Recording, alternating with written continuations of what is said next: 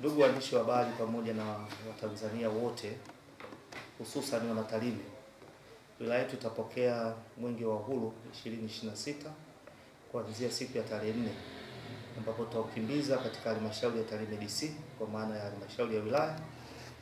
Tutaupokelea eneo la Kelende, lakini pia tutafanya mkesha eneo la Silali.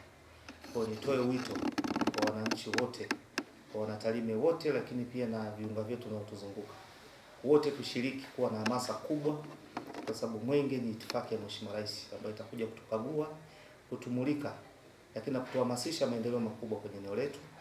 Lakini siku ya tarehe 5 pia tutakimbiza katika halmashauri ya mji na kufanya mkesha eneo la uwanja wa Serengeti, shamba la bibi.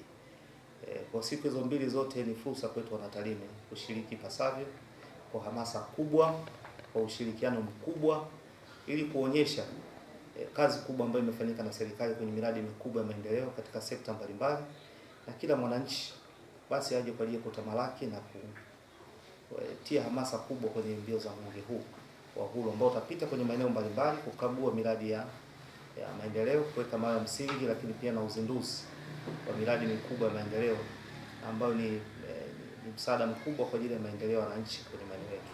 Kwa hiyo niwaombe kila mwanaTarime na ambaye sio mwanaTarime kwenye maeneo yetu kupita kushiriki kwenye maeneo ambapo Mwenge utapita kukagua miradi ya maendeleo, lakini pia kwenye mapokezi na mkesha wa Mwenge wa Uhuru kwenye maeneo ambayo nimesema.